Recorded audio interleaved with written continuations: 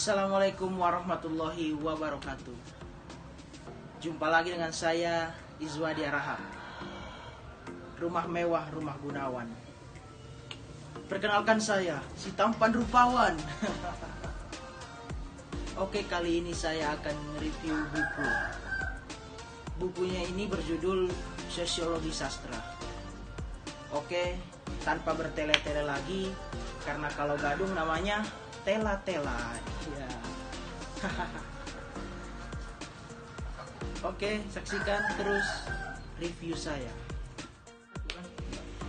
Nah, kali ini saya akan review buku, serta saya juga sudah merangkum beberapa untuk buku yang direview kali ini. Nah, buku kali ini berjudul Sosiologi Sastra. Buku ini merupakan sebuah buku pengantar ilmu sosiologi sastra. Sosiologi sastra merupakan ilmu interdisipliner antara sosiologi, yaitu ilmu yang bersifat objektif dan ilmiah, dengan ilmu sastra yang bersifat subjektif dan personal. Buku ini sangat layak dibaca untuk orang baru yang ingin mengetahui ilmu sastra.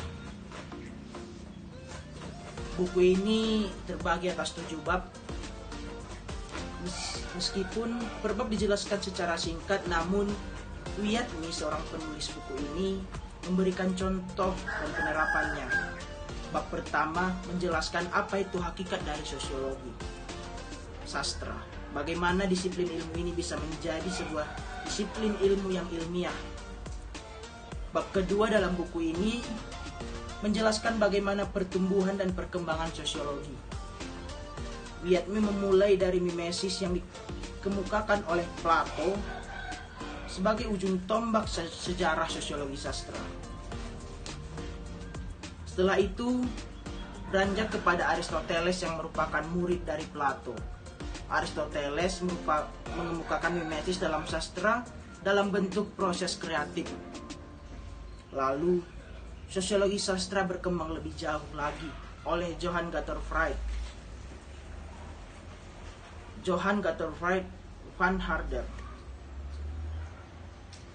dan Madame de Staël yang beranggapan bahwa ada hubungan antara sastra dengan lingkungan sosial,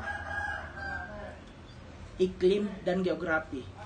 Setelah itu dalam buku ini dilanjutkan perkembangan sosiologi sastra oleh Train dan Lucien Galtman dengan uraian asal-usul genetik karya sastra.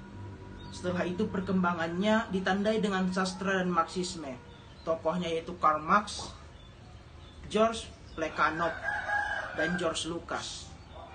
Dalam bab ini memang tidak terlalu dijelaskan secara detail dari pemikiran tiap-tiap aliran.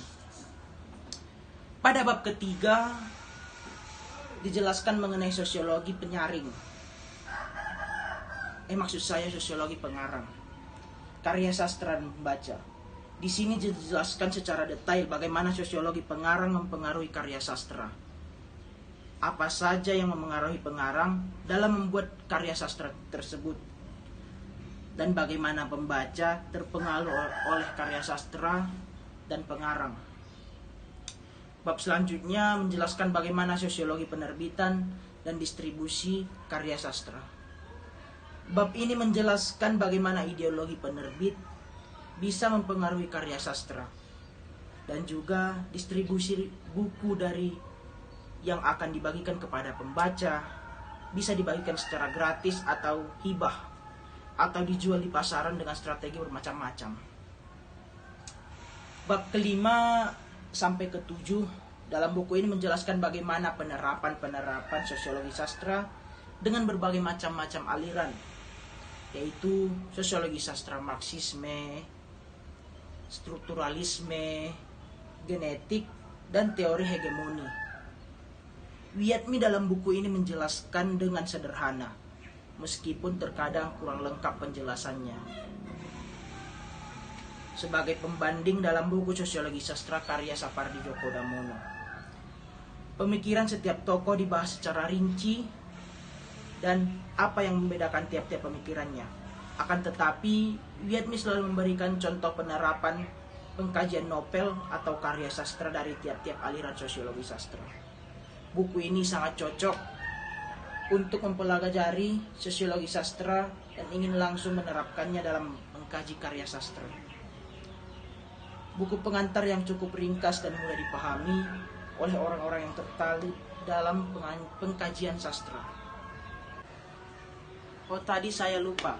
Saya belum menyebutkan penulis dari buku ini. Penulis dari buku ini adalah bernama Wiyatmi dan diterbitkan oleh Kanwa Publisher. Tahun terbitnya yaitu tahun 2013. Ketebalan buku 197 halaman. Wiyatmi merupakan dosen sastra Indonesia di Universitas Negeri Yogyakarta. Ketertarikannya akan sastra dimulai saat ia kecil. Ia mendapat pengaruh dari keluarganya. Hal tersebutlah yang membuatnya memutuskan untuk kuliah sastra di Indonesia, sastra Indonesia di Universitas Gadjah Mada, dan semenjak itulah karir kepenulisannya dimulai.